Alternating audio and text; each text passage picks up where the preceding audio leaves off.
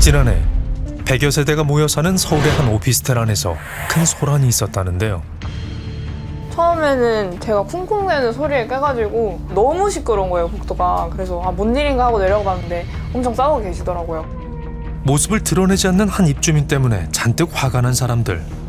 같은 층에 사시던 여성분이 너무 화가 나셔가지고 엄청 막 뭐라고 했어요. 당신 때문에 못 살겠다고 막 이런 식으로 하는데 경찰 앞에 모습을 드러낸 남자는 이 건물에서 악명이 높다는 왕 씨였습니다. 오피스텔에 거주하는 수많은 입주민들은 제작진에게 왕 씨와 이웃들 사이에 벌어지는 문제를 도와달라고 했습니다. 대체 무슨 일일까요? 건물에서 마치 폭군처럼 군림하고 있다는 그와 오랜 기간 갈등을 겪고 있다고 했는데요. 5, 4호, 6호. 지금 뭐 적어줘요? 사건 일지지. 그동안의 사건 일지. 아 그래요? 네. 뭐 굉장히 많네요. 갈등의 첫 번째 이유는 공동주택에 살며 왕 씨가 제기하는 각종 신고와 민원 때문이라고 합니다. 이 상황에서 저희만 나오면 긴장이 돼. 조용히 나갈까 아니면 또 사고를 쳐 나갈까? 경찰 오면 구나. 그래서 이거 등 한마디로. 첫째로 주차 문제에 몹시 예민하다는 왕 씨. 트럭 이사한 날이면 트럭이 오잖아요. 그럼 그 트럭을 주청에 민원 신고를 해요. 주차. 이삿짐 트럭인데 그걸 신고를 한다고요? 주차 문제로 시비를 거는 건 해당 건물에 살고 있는 입주민들의 차량도 예외는 아니었다고 합니다. 이야. 이렇게 뒤에 보니까 폰을 들어가지고 이렇게 계속 이렇게 찍고 있는 것 같은 거예요. 차 주차해 놓고 바로 아까 혹시 제 차 번호판 찍으신 거냐고 그렇게만 여쭤봤는데 막 그러면 누가 잘못한 건지 뭐 경찰에 전화해서 물어봐. 경찰에 먼저 전화를 하시는 것 같았어요. 무엇보다 왕 씨의 가장 큰 표적은 흡연을 하는 입주민이라고 하는데요. 그 공사장 앞에서 담배를 피우고 있는데 저를 동영상을 찍더라고요. 왜 찍었냐 했더니 공익신고를 하기 위해 찍었다 그러길래 여기 내 집인데 새 들어 사는 놈들이 왜 니네 앞에서 담배 피냐 항상 그런 식으로 이제 말을 하더라고요. 여기는 지정된 흡연 구역이라서 펴도 된다. 왜 그러시냐. 그리고 나서부터는 이제 말씀을 안 하시고 계속 카메라를 들고 따라다녀요. 당황스럽죠. 지워달라고 말을 해도 계속 찍고 쫓아오니까 시비가 붙어가지고 핸드폰 치워라. 왜 그러냐 해서 이렇게 건드렸는데 거기서 이제 핸드폰이 떨어진 거죠. 아이고. 핸드폰이 손에 닿는 그 순간이 이전부터 피해 보상, 재물손괴죄 이런 거를 자꾸 언급을 하는 거예요. 결국 흡연 구역에서 담배를 피던 주민이 수십만 원의 휴대폰 수리비를 물어줘야 했다는데요. 보상금을 노리고 저러는 건가요? 각종 신고도 황당하지만 갑자기 카메라를 들이미는 왕 씨의 행동이 특히 불쾌하다는 입주민들. 무턱대고 이웃들을 촬영하는 그의 행동 역시 이웃들과의 갈등을 키우고 있다고 합니다. 불쾌할 수 있죠, 당연히. 그럼요. 제가 이제 퇴근하고 이제 올라가려고 이제 뒤늦게 엘리베이터를 tas는데 갑자기 이제 그 핸드폰 동영상 켜지는 소리가 나면서 저를 녹음을 시작을 하는 것 같더라고요. 겁도 나고 소름도 끼치고. 밀폐된 공간이라서 더 불쾌했을 것 같은데요. 그렇죠. 그렇죠. 집 밖을 딱 나가는데 뭔가 이상한 거예요. 그래서 딱 옆을 쳐다보는데 저 구석 기둥에서 이러고 있더라고요. 카메라도. 그때는 진짜 섬뜩하더라고요. 이 구역의 신고왕. 그는 왜 건물의 감시자가 되어 이웃들을 괴롭히는 걸까요? 처음엔 왕 씨를 그저 예민한 이웃 정도로 생각했다고 합니다. 사실 혼자 사는데 막 큰 소음이 날 게 없긴 하거든요. 제가 청소기만 돌려도 아주 막 발광을 하니까 빨래 같은 거 조심하고 막 물건 떨어뜨리는 거 조심하고 가끔씩 이렇게 떨어뜨리면 또 반응이 와요. 처음에는 진짜 좀 무서웠어요. 근데 집에 딱 들어오고 제가 한 5발걸음 디디면은 이제 바로 쿵쿵 그 천장을 치죠. 저러면 이웃들이 어떻게 삽니까? 어머. 새벽에 갑자기 올라와가지고 막 소리를 지르는 거예요. 막 조용히 하라 뭐 어쩌다 막 이렇게 소리를 지르고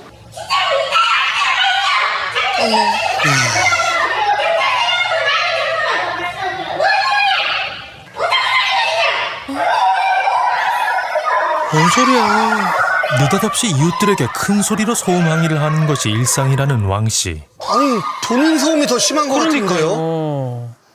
오지에서 판을 깔았어요. 이거 새로 오신 분이 밑바닥 이거 하다 나가지고 그 방음 탁인가요? 이거 깔았어. 그래도 안 돼야. 문소리 난다고 뭐라 샀지. 문소리 난 것도 뭐라 샀지. 자기는 그럼 절반을 살아야지 왜 여기 살고 난리야. 그렇네요. 2층에서 7층은 안 당한 애가 없어요. 거의 다. 어느 날은 가서 문을 두들기고 여자 사는 애 방에 가서 조용히 하라고 여자애 혼자 있는데 가서 막 발로 차고 문을 열으라고 하고. 뚫어가지고 제발 조용히 하라고 그 여자 학생이 놀래가지고 무서워가지고 한 달 후에 계약을 동갑했어. 어휴. 관리실 역시 소음 항의를 하는 왕 씨의 화살을 피할 수는 없었다는데요.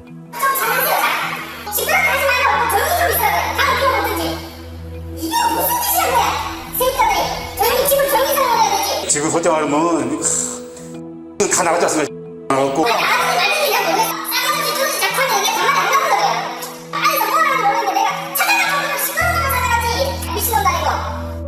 아유, 저건 갑질 아니에요? 갑질? 그러니까요.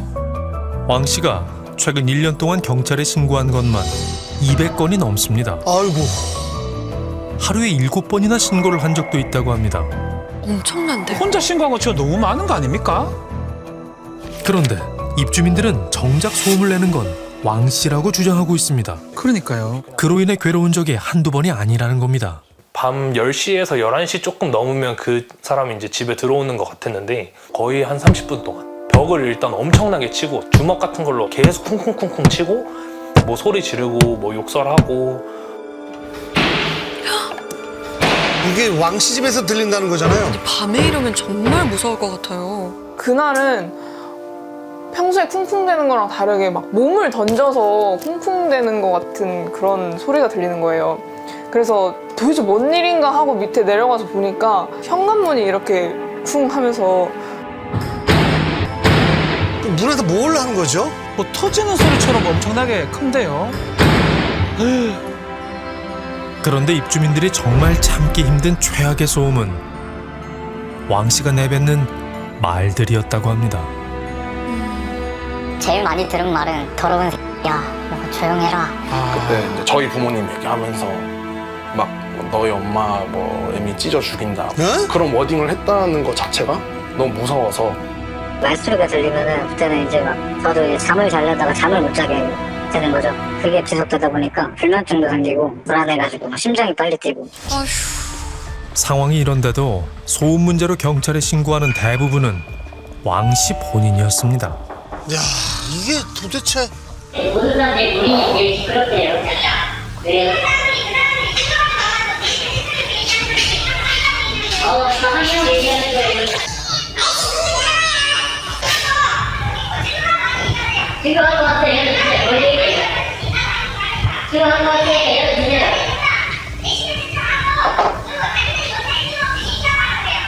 소리 경찰이 문 뜯어도 안 열어줍니다. 한 번은 경찰이 와가지고 문 뜯었어요. 반을 신고했어요. 네? 경찰도 좀 예, 전에 지구에서 전화했는데 경찰서 신고를 해가지고 경찰에서 남동 부리고 있다 신고를 했다니까. 경찰의 잦은 출동에도 2년째 반복되는 왕 씨의 소란.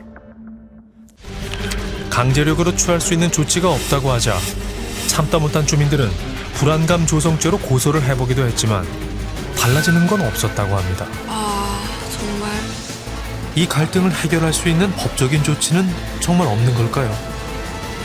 단순히 위해서 뛴다거나 아니면 소리를 지른다 이것만으로는 형법상의 죄가 되진 않아요. 그렇기 때문에 실질적으로 어느 정도를 떠들어야 어느 정도를 고성방가를 해야 이분이 경범죄처벌법 위반인지가 명확하지 않기 때문에 경찰관들이 출동했다가도 지금 현재 그런 소리가 나지 않으면 그냥 돌아가기도 하고 그다음에 주의만 주고 가시는 경우가 많죠. 폭군처럼 이웃들 위에 서서 건물 안을 군림하는 그를 멈추게 할 방법은 정말 없는 걸까요? 지하철역과 가까운 역세권인데다 인근에 대학교가 있어서 오피스텔 거주자의 대부분은 학생들이라고 하는데요. 하지만 입주민들은 가장 편안해야 할 집이 가장 불편한 공간이 돼버렸다며 피해를 호소합니다.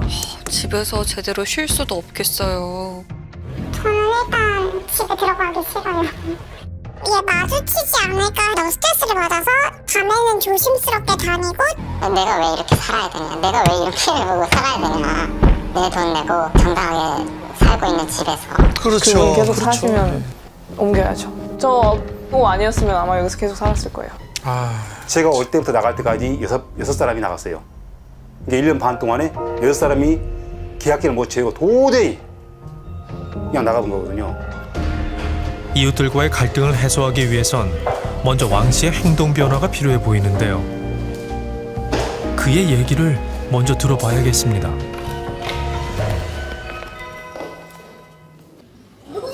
저희 MBC에서 나왔어요, 선생님. 잠깐 말씀 좀 나눌 수 있을까 해서요. 뭐 때문에 그러는데요? 저희가 제보를 좀 받았는데요. 누구신지 모르니까 가시고요. 그리고 취재는 정직하게 팩트를 기반으로 해가지고 취재를 하세요. 다시 한 번 더 이상한 소리 하면 내가 고소 고발할 겁니다. 가세요. 끝내 왕 씨의 얘기를 들을 수는 없었습니다. 아마 저 때문에 경찰 신고를 하신 것 같은데. 그런데 잠시 후 건물을 빠져나온 제작진에게 경찰이 다가옵니다. 왕 씨가 또 신고를 한 건데요. 경찰에게 상황 설명을 하는 사이 제작진과의 만남을 거부했던 그가 드디어 모습을 드러냈습니다. 그런데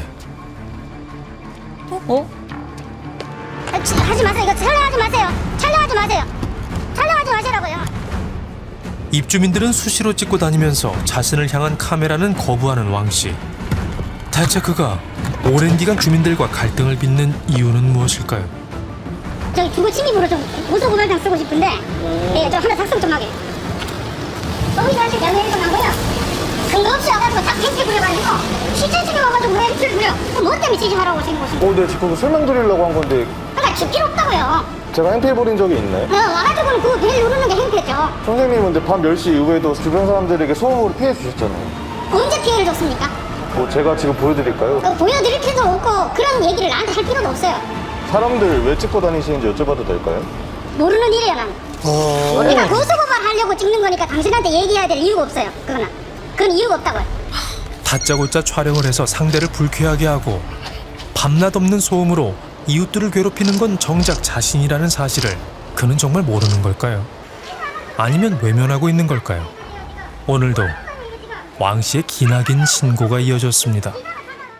그런데 관리소장이 급히 제작진에게 연락을 해봤습니다. 걔가 저를 스토킹으로 지금 신고했대요. 왕 씨가 이번엔 스토킹 혐의로 관리소장을 경찰에 신고했다는 겁니다. 소장을요? 관리실 직원들을 스토킹 혐의로 신고한 게 이번이 처음은 아니라고 하는데요. 소장님이나 그 실장님이나 관리하시는 일이 있으니까 있는 건데 이 사람은 저한테 신고하기로는 이제 남자랑 여자가 왜 자꾸 내가 왔다 갔다 하는데 그거에서 마주치냐. 아니 관리실 직원들은 여기가 일터니까요. 하루 종일 업무 보는 곳이 스토킹이 말이 됩니까? 어떤 모습을 보고 스토킹이라고 하는 거예요? 점심시간이 지난 후 외출을 하다가 멈춰서서 다른 입주민을 촬영하던 왕 씨. 건물 앞을 잠시 서성이다 갈 길을 가는 듯 보였는데요. 그런데 1분도 안 돼서 건물로 다시 돌아온 왕 씨. 그는 통화를 하기 위해 잠시 건물 밖에 나온 관리소장을 또 촬영합니다. 곧바로 건물로 들어간 후 스토킹을 당했다며 경찰에 신고를 한 건데요. 정말 어이없고 황당하지. 지가 외출해놓고 왜 다시 바로 돌아와가지고 나를 사진 찍고 스토킹으로 신고하냐고. 한두 번도 아니고. 네. 평소에도 입주민들에게 스토킹을 당했다며 경찰에 빈번하게 피해를 주장해왔다는 왕 씨. 왕 씨로 인한 불안감 때문에 주민들의 요구로 추가 CCTV를 설치할 때도 스토킹에 대한 강한 불만을 드러냈다는데요. 사전에 동의 응시를 했다라고 나도 법적 조치 좀 취할 생각이에요. 이게 스토킹 혐의인지 뭔지 내가 정확히는 모르겠는데 자꾸 쫓아다니면서 이상한 짓 하는 사람들이 자꾸 보여. 누가 스토킹이야? 그걸 내가 알 수가 있나? 그러면 CCTV 달면 좋네. 돌이켜보면 왕 씨와 이상한 대화를 나눈 적이 있다는 이전 관리소장. 누가 자기를 스토킹하고 있다 라고 하는 거야. 그래서 왜 그렇게 생각하십니까? 그러니까 자기가 은행에서 7만 원 찾아와가지고 집에 오면은 앞에 엘리베이터가 7층에 서 있고 13만 원 찾아오면은 엘리베이터가 13층에 있다 보면은 누가 자기를 스토킹하면서 엘리베이터를 맞추는 거 아니냐. 우연이 아니다 이것은. 이야. 입주민들 역시 왕 씨의 집에서 흘러나오는 기이한 대화를 기억하고 있었는데요. 저는 처음에 2명이서 싸우는 줄 알았다가 자세히 들어보니까 목소리가 하나인 거예요. 그래서 그러니까 말을 쉬지 않고 혼잣말을 계속 하는 것 같은 느낌이 들었어요. 통화 내용이 들릴 정도로 크게 들렸는데 제가 한번 눈을 두들기고 나서 그때 옆방 사는 뭐 하는지 알아봐라 뭐 이런 식으로 누구한테 막 이런 거를 시키는 것처럼 들렸거든요. 누군가의 감시를 피하기라도 하는 듯 창문을 빈틈없이 가려놓은 왕씨. 혹시 그가 자신만의 위험한 세계에 갇혀 있는 건 아닐까요? 우린 그를 관찰해 보기로 했습니다. 나가면서 또 사진을 찍네요. 야, 매일같이 어딘가로 저렇게 외출을 한다고 합니다. 버스 타고 어디로 가려는 걸까요?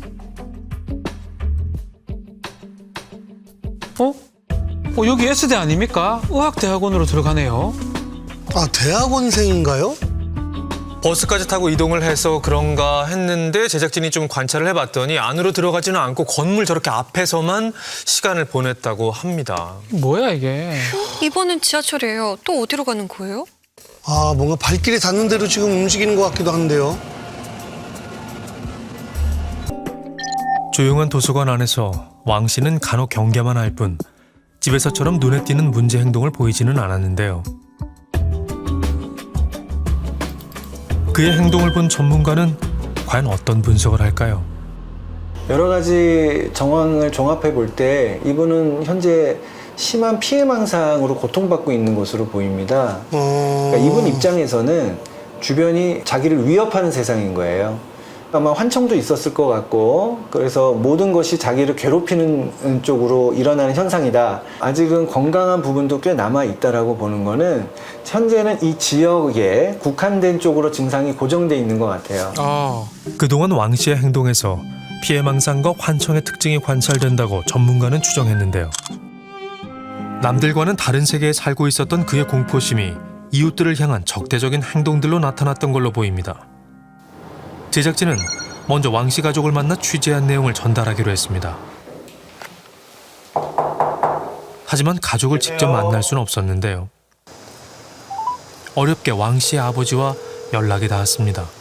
지금 아드님 관련해서 저희가 좀 제보를 받아가지고요. 새벽에도 소음을 일으키고 입주민분들과도 갈등이 되게 잦아서요. 괜찮아, 해결하면 되지. 당신 해결하면 일 하잖아요. 아드님이 지금 어떻게 지내고 계신지 알고 계세요? 그거는 당신하고 할 이야기가 아니라니까. 나한테 전화하지 말고 집주인분이 하시라고요. 집주인분이 해결을 해주셔야지. 여보세요? 왕 씨의 건강이 걱정되는 만큼 그의 상황을 잘 모르는 이웃들의 두려움 역시 큰 것도 사실인데요. 계속 죽인다, 죽여버릴 거다, 내가 다 죽여버린다 이런 말들을 계속 반복하셔가지고 이게 실제 일어날 수도 있지 않을까라는 생각도 좀 들고 죽여버린다 뭐 이런 식으로 얘기를 들으면 저도 사람이니까 아니 내가 뭘 잘못했다고 내가 이런 소리를 들어야 되나. 그러다 보면 이제 저도 한 번씩 이제 감정적으로 찌다들면 이제 이러다 진짜 막 일이 날 수도 있겠다. 그렇죠. 갈등이 지속되는 상태로 왕 씨와 입주민들을 그대로 둬도 되는 걸까요? 전문가는 하루빨리 왕 씨가 치료를 받을 필요성이 있다고 강조합니다. 그러니까 이분이 지금 가장 우려스러운 점은 행동을 하고 있는데 맞대응을 하고 있어요. 나를 공격하니 나도 가만히 있지 않겠다는 공격적 대응을 하고 있거든요. 이분을 그냥 방치하면 더 증상은 나빠질 거고 또 증상이 나빠질수록 이분이 속한 사회 구성원들에게 위험할 수 있는 상황도 충분히 예측이 되기 때문에 현행법에 따르면 가족의 동의로 이루어지는 보호 입원이 안 될 경우 지자체나 경찰의 신청에 따른 입원도 가능하지만 이 또한 스스로와 타인에 대한 위험이 동반돼야 가능한 상황. 그런데 경찰로부터 희망적인 소식이 들려왔는데요. 형사처벌에 대해서도 많이 검토를 이번에 했는데 치료가 필요하다면 사실 그게 더 합리적인 방안이 아닐까라는 생각이 들었거든요. 그 아버님하고 통화를 해봤는데 자기 아들이 스트레스를 많이 받고 있다. 그리고 이웃 주민들과의 관계 때문에 많이 힘들어하고 신고도 많이 하고 좀 사실은 일반적이진 않잖아요. 그런 부분에 대해서는 인정을 하셔서 정신보건센터 상담 받아보고 그런 거는 좋다고 하시더라고요. 다행히 경찰로부터 연락을 받은 가족이 상담부터 시작해보겠다는 뜻을 비췄다는 겁니다. 세상에서 가장 안전하고 편안해야 할 집. 이제 2년 동안 지속됐던 그들만의 전쟁이 끝나고 이곳에 평화가 찾아오길 기대해봅니다.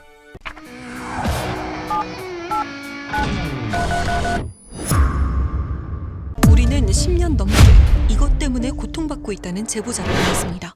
경찰분께서도 이제 얘기하셔가지고 딱 집어서 얘기했죠. 실화 탐사는 제보하라. 우리가 와도 저 통제가 안 된다고 그냥 한번 제보해보는 게 어떻냐 이렇게. 관할 경찰마저도 실화탐사대에 제보하라고 했다는데요. 우리는 제보자가 보여주는 영상을 통해 그 모습을 봤습니다.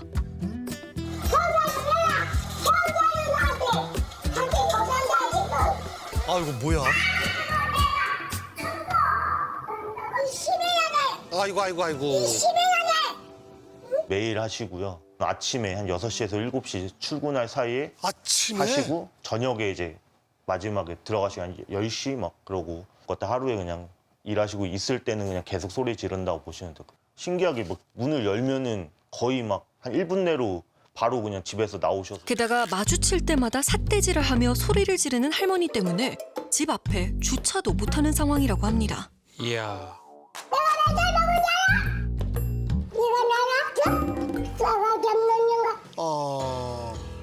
제보자 가족을 향해 매일같이 소리를 지른다는 할머니.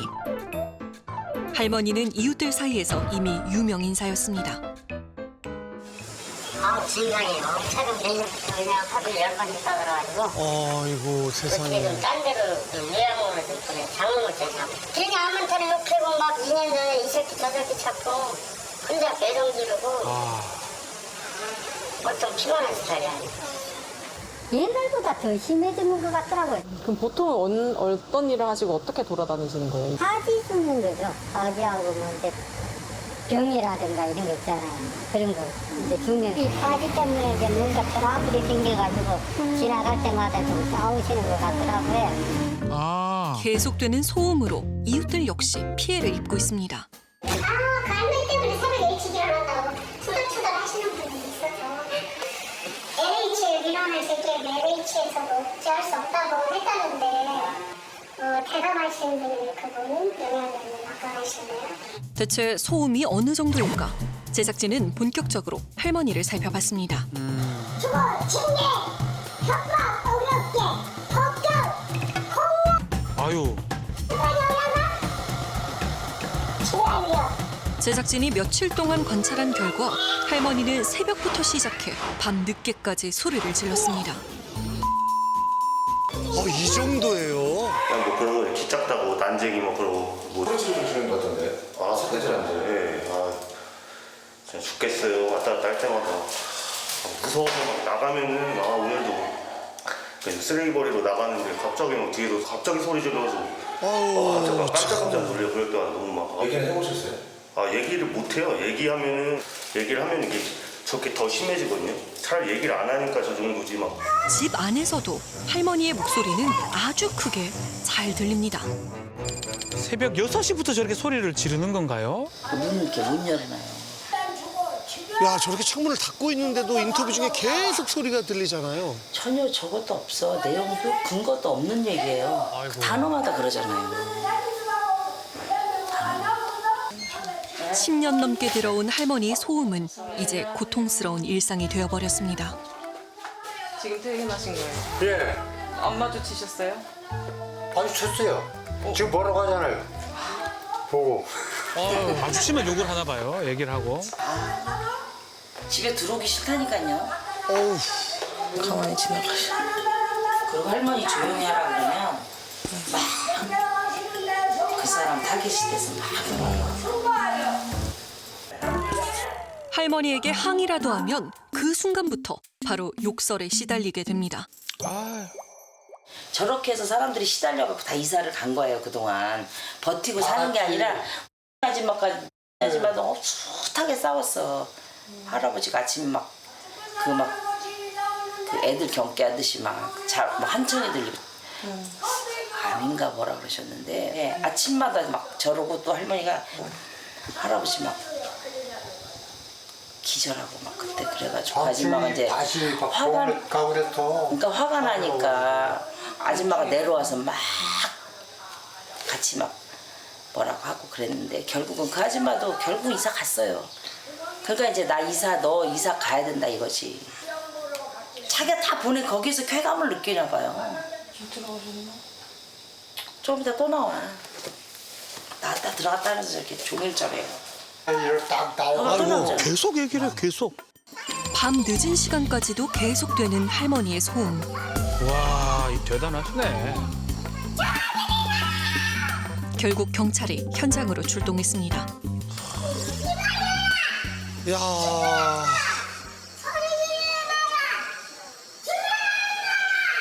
어우.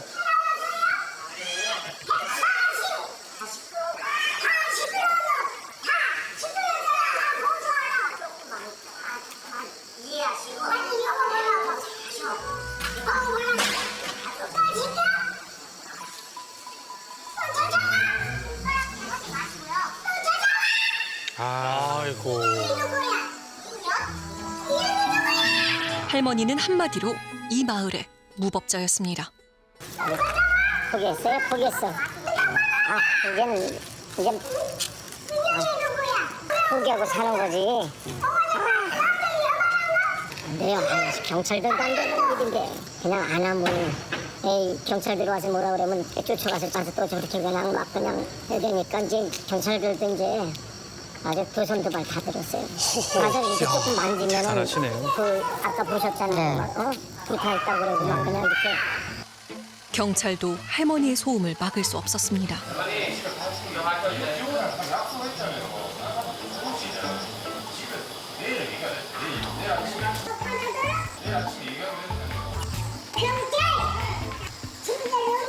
아유.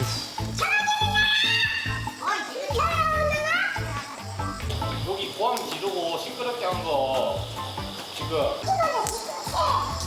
낭송할게요 이거. 네 해요. 장장 3시간에 걸친 할머니의 소음은 그렇게 한밤중이 되어서야 끝이 났습니다. 이야. 할머니는 마을을 넘어 수시로 관할 경찰서를 찾는다고 하는데요. 네네네. 알죠, 유명하죠. 맨날. 맨날 와요? 원사가도 갔다, 수학가도 갔다, 뭐 갔다. 뭐 때문에 오셨어요? 몰라요, 저희도. 와서 그냥 막 소리치고 그냥 가요. 아침에도 한 시간 전에도 왔었어요. 보통 언제 오세요? 아침에? 그건 대중 없어요. 할머니 이제 뭐 걸어 오시기도 하고 택시 타고 오시기도 하고 이제 막 대중 없습니다. 관공서 곳곳을 오가며 하소연을 한다는 할머니. 혼자 떠들고 있다가 그냥 가셔요 그냥. 신고된 건 몇 건인 거예요? 올해 53회. 올 1월 1일부터 어제 날짜 기준까지 해서 신고 들어온 것은 이제 53회가 되겠습니다. 와서 이제 우리 이경들이 민원인들이 와 있잖아요. 이제 나오시라고 이렇게 팔 잡으면은 누워요 이렇게. 이야. 바닥에 들어 누워 그래요. 그래서 맞았다고 이제 써요. 이제 제가 이제 한 번은 왜 자꾸 이렇게 와서 난리 나시냐고 좀 언성을 높이니까 몇 시 몇 분 몇 분 해가지고 지구대장 윤인수 또 언어폭력이라고 하면서 다 저거예요 또. 쉽게 말하면 무대뽀죠. 무대뽀. 단순하게 우리가 조그만 소리 폈다는 이런 행위만 가지고 했다고 해가지고 저희가 뭐 강제 입원시킨다거나 할 수는 없잖아요. 그래서일까요? 할머니의 메모를 지구대 벽에서도 발견할 수 있었습니다. 할머니는 점점 더 막강한 권력을 가진 것처럼 누구도 손댈 수 없게 됐습니다. 봐요. 저 빨간 걸 다 저기서 칠해놨잖아요. 그러니까 거기 와가지고 뭐라고 그랬다 이거요. 그 자리 와가지고. 주민들이 와서? 네. 지금 죽겠어요, 그래나. 본인이 억울한 일을 당할 때마다 계속 메모를 한다는 할머니. 한 달에 스프레이 페인트 비용만 무려 20만 원이 든다고 합니다. 우리는 할머니를 직접 만나보기로 했습니다. 나왔는데요.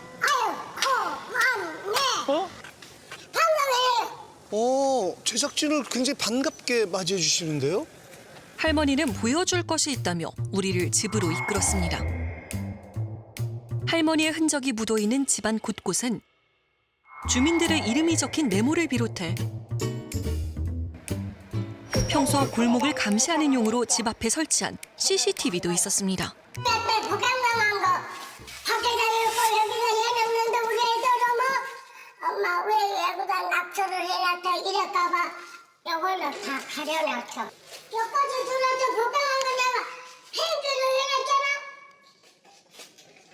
그동안 당했던 폭언과 폭행의 흔적을 보여주겠다는 할머니. 그리곤 제작진에게 범인을 가리킵니다. 범인? 어쩌면 와서 방송에서 와서 이제부터 방송에서 또 나왔고요. 사실 할머니는 3년 전 한 시사 프로그램에 출연한 적이 있었습니다. 지금의 모습과 크게 다를 바 없는 할머니는 방송 당시 한 남자로부터 자신을 보호하기 위해 소리를 지른다는 피해자로 알려졌습니다. 그런데 방송에 나왔던 그 모습이 지금까지도 계속되고 있는 겁니다. 지금 할머니 괴롭히는 사람이 누구예요? 멜리야. 불공동산로 지금 진정한 작년 6월 30일부터 그러고 그집 딸이 그러고 2017년도 서울. 할머니는 제보자 가족이 본인을 괴롭히고 있다고 합니다. 아니 할머니가 어떻게 괴롭힘을 당했다는 거죠? 딸의 집에 가고 이렇게 와서 실제에서 막투를 내리길래 그랬더니 다 합쳐버려. 이불처럼 쌓은 놈 다 합쳐버려. 본인이 하는 일을 방해하는 것부터 시작해 과거 방송에 나온 남자와의 법정 다툼에 증인을 서달라는 자신의 부탁을 거절했다고 합니다. 어제 때 맞으셨다는 거예요?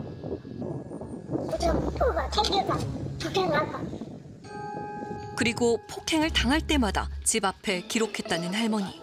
그런데 제보자 가족은 할머니의 주장이 전혀 사실이 아니라고 합니다. 뭐 소주병도 던지고 계란도 던지고 이래갖고 이 할머니가 고소해가지고 이제 이사를 갔죠. 그때 이제 저한테 막 증인을 서달라고. 지금과 달리 과거에는 제법 사이가 좋았다는 할머니와 제보자 가족. 그때 증인을 서주면서요 약속을 했어요. 할머니 그럼 그분이 이사 가시면 할머니 떠드시면 안 돼요. 그러니까 내가 왜 떠들겠어 이러는 거예요. 그래서 직장 다니는데요 법원까지 가서 그 증인까지 섰었어요. 할머니와의 약속을 믿고 다른 이웃들처럼 진술서를 쓰고 증언을 해줬다고 합니다. 그런데 약속과 달리 소음은 계속됐습니다. 어느 날 출근하면서 할머니를 잡고 할머니 제가 그때 증인 서드릴 때 이사 가고 나서도 할머니께 떠들면 할머니 이사 가신다고 저하고 약속하셨죠? 그러니까 할머니 이사 가세요 이제. 그 말 한마디 했는데 그 다음날 아침부터 야 잡년아 이러면서 시작하는 거예요. 그래서 한타차 제가 병이 나서 막 링거를 한 달에 5병씩 맞고 그랬어요. 그래갖고 이제 참다 경찰서 가서 고소를 했어요. 할머니가 본인이 욕 다 했다고 또 얘기를 했대요. 그래서 판명이 났어요. 무고죄로 200만 원 벌금. 근데 그것도 다 냈다고 그러더라고 할머니가. 고소 이후 할머니의 행동은 나날이 더 난폭해졌습니다. 차 문 열고 이제 제가 찍었어요. 그랬더니 막 차 안에다 손 집어넣고 막. 야 이렇게 차 막아서는 행동은 너무 위험한 거 아니에요? 이자만 죽어가. 이 새끼도 죽어가. 아이고, 아 이거는 무섭네요. 무서워요. 네. 한의사람들 불러드려? 주차시키라고! 더러운 년아? 위험천만한 순간이 일상이 된 상황. 지금은 이것 하나만 믿고 참고 있다고 합니다. 근데 저희가 원하는 건요. 할머니의 어떠한 처벌이나 이런 걸 원하는 게 아니라 우리 여기 지금 이사가 안 간 주민들이 지금도 이제 그냥 있는 게 올해 9월에 재계약을 안 해준다는 것만 믿고 그냥 있는 거예요. 근데 만약에 LH에서 재계약을 안 해줄 명분이 없다고 하면은 먼저 할머니의 현재 상태를 어떻게 봐야 할지 정신과 전문의를 찾았습니다. 나는 아직 건재하고 사람들로부터 무시당할 정도가 아니라는 것들을 계속 드러내려고 더 세 보이게 더 목소리가 그래서 더 커지는 거고 그런 피해 사고, 피해 망상, 그런 정신병적인 어떤 부분들이 진행되고 있는 것 아닌가 하는 생각이 들고 마치 이제 뭐 싸움을 걸기 위해서 하는 것처럼 이렇게 하는 것들이 있어요. 할머니는 이미 그런 생각들로 꽉 차 있는 거죠. 나한테 평소에 저렇게 나쁘게 하고 있고 지금도 나를 놀리고 있고 나를 모욕을 주고 있고 그러면서도 막 노래를 부르고 막 이렇게 하잖아요. 또 한편으로 막 여유 있는 모습을 막 보여요. 아까 중간에 노래하는 모습도 보이고 이러면 이제 그 자존심을 지키는 거죠. 너 아무리 그렇게 해도 나 전혀 너한테 안 당해. 너보다 내가 더 세. 그것도 멀리서 이렇게 보면 안타까운 모습인 거예요. 그 건물 안에서도 몇 분이 1년 넘게 싸우고 막 이러다 결국 그분들이 다 이사를 가셨어요. 그러니까 저 할머니도 저번날에 저한테 그런 거야. 내가 너 이사 보내나 안 보내나 두고 보자. 어느 날은 비가 이렇게 부슬부슬 와서 아침에 출근하는데 야, 너 가다 즉사해라 이러는 거예요. 와. 그건 지금도 생생해요.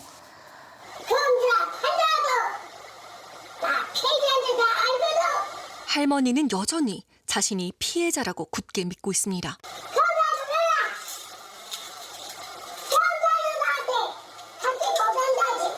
결국 결과가 어떻게 됐느냐. 여기 있는 많은 나한테 도전을 해왔던 그런 사람들이 다 걷고 이사를 다 갔지 않냐. 경찰도 나를 건드리지 못하고 어떤 사람도 나를 건드리지 못한다 라고 하는 그런 생각들이 본인의 행동을 상당히 강화시키는 데 일조를 했을 것이다. 꼬리에 꼬리를 물고 나타나는 피해 망상은 억울함이 풀려도 계속해서 비난할 대상을 만든다고 합니다.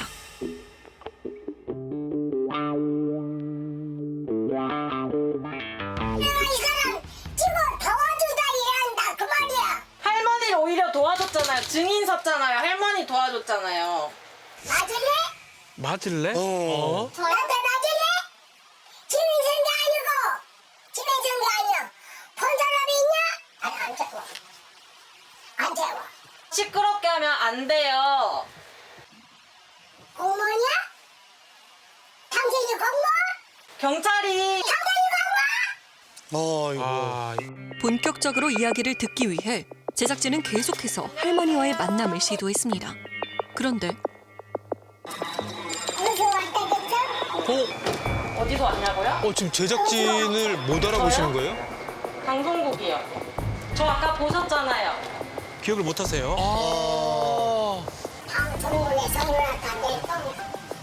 갈수록 더 심해지는 할머니의 모습에 이제는 이웃들뿐만 아니라 할머니의 안전도 위태로운 상황으로 보였습니다. 소리 참을 수 없어. 모든 사람이 시끄럽게 해가지고 이건 할머니가 제가 보기엔 정상이 아닌 것 같아요.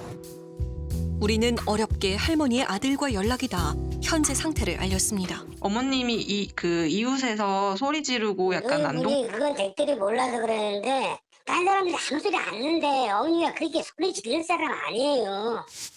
좀 노인네 그냥 소리 질러도 가만히 냅둬버리면은 노인네가 지구를 꺾이지 뭐 한없이 저기하지는 않을 거 아니에요. 저희가 갔을 때는 11시 50분까지 그리고 뭐 입원을 한다거나 보호 입원이라든가 이번은 절대 안 되는 얘기예요. 그 노인네 성질 몰라서 그래요. 입원을 한번 시도해 보신 적이 있어요? 아니요, 해보지도 않았지만 그 노인네 성질 봐가지고는 이번 감금시키고 뭐 입원시키고 그런 건 절대 안 돼요. 그동안 취재를 통해 확보한 영상을 가지고 제작진은 관할 보건소에 도움을 요청했습니다. 상담 이후 할머니의 향후 치료 계획에 대해 물었습니다. 의사 선생님께도 자문을 구했는데 이걸로 타의 위험으로 보기는 어렵다 얘기가 됐어요. 그래서 강제성을 가진 개입은 지금 현재로서는 좀 어려워서 보호자분을 설득하려고 하고 있는 거예요. 전문의 소견에 따라서 치료를 받으실 수 있게끔 도움을 드리는 정도예요. 근본적인 해결책 하나 없이 우리는 언제까지 이 상황을 지켜보기만 해야 할까요? 내버려 둔다는 건 그건 정말 반인권적인 행동이라 생각합니다. 그 병으로 인해서 이런 것들이 다 만약 인간성이 훼손된 부분이 있다라고 하면 빨리 그 부분을 회복할 수 있게 돕는 게 저는 더 인권이라고 생각하고요. 딱 한 가지만 묻고 싶습니다. 당신은 정말 여기서 단 하루라도 살 수 있습니까?